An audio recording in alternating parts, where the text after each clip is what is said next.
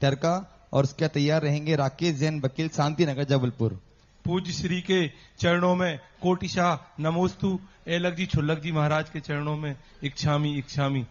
पूज्य श्री सर्वप्रथम में गोलाकोट सन 2011 में मेरी शादी के बाद आया था, जब यहाँ सिर्फ एक छोटा सा मंदिर था और चारों ओर जंगल था। आपके आशीर्वाद से अब यह इंद्रप्रस्थ में बदल गया है गुरुजी, गोलाकोट। गुरुजी, मैंने जब से भक्तांबर विधान की यहाँ पर बात सुनी है, मैं बहुत ही रोमांचित हूँ। आपकी स्मृति में है कि नहीं मुझे पता नहीं। सर्वप्रथम जब आपके चरण गोलाकोट में पड़े थे उस दिन मैं यहीं पर था।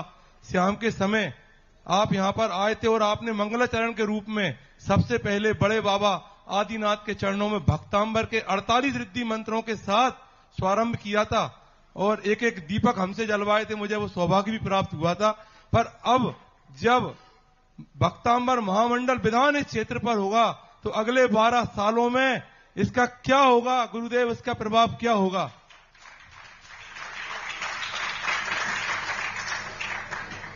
यह होगा, यह इतना ऊंचा होगा, इतना ऊंचा होगा कि ऊंचाई को देखने के लिए लोगों के पास भी नजर भी कम पड़ जाएगी। जय हो, जय हो। इतना अतिशय होगा लोगों के पास शब्द भी नहीं रहेगा।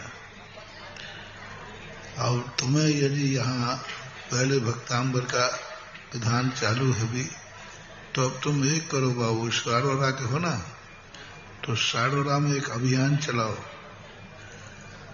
कि साड़ोरा के प्रत्येक घर को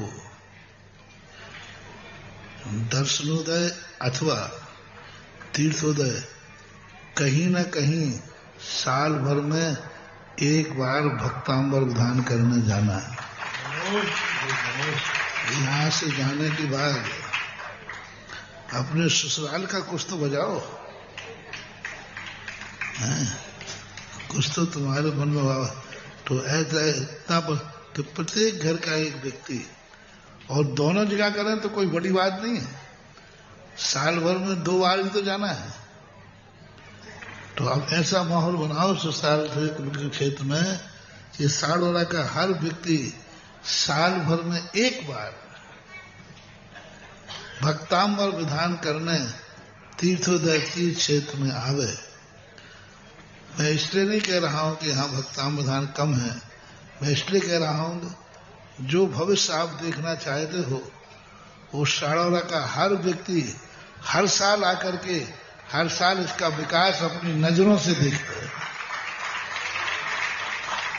पिछले बार मैंने भक्तांबर विधान किया था तो क्या लाभ मिला था, क्या एनर्जी थी, क्या व्यवहार था, और एक साल के बाद हमने क्या देखा, फिर अगले साल क्या देखा, और जब देखते देखते व्यक्ति कहेगा ये तो बढ़ते ही जा रहा है।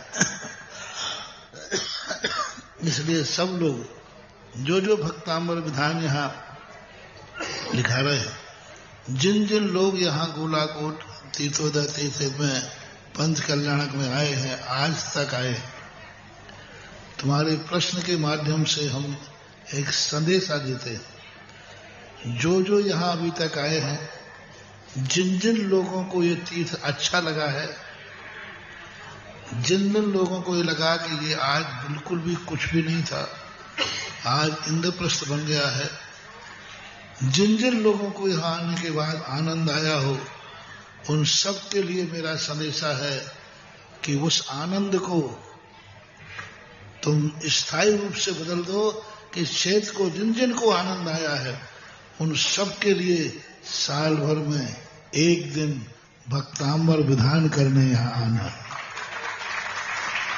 जिनको आनंद आया है, हमारा एक थर्मामीटर है।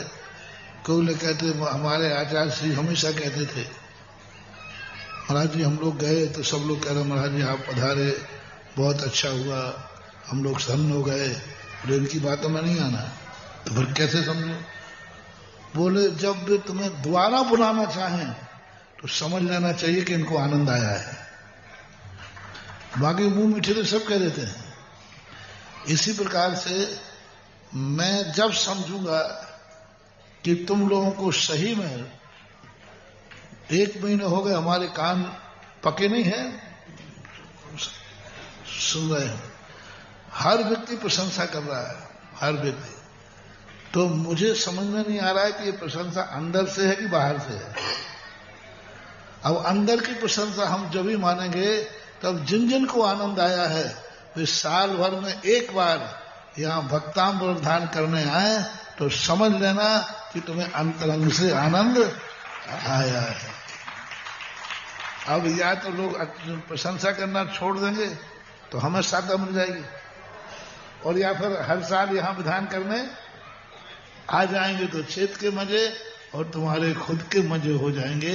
ऐसे और पूज्य गुरुदेव, जैसे कि आप एक महापूर्ण होने जा रहा है, हर दिन कोई ना कोई व्यक्ति आपके चाहे जिज्ञासा समाधान में चाहे आपके कक्ष में आकर के इस क्षेत्र की प्रशंसा कर रहा है।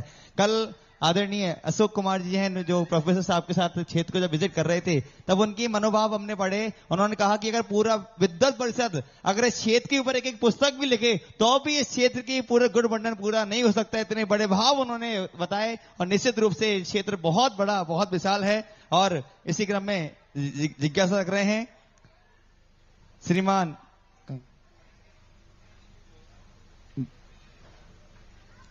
वकील साहब, राकेश जी वकील उपस्थित हैं।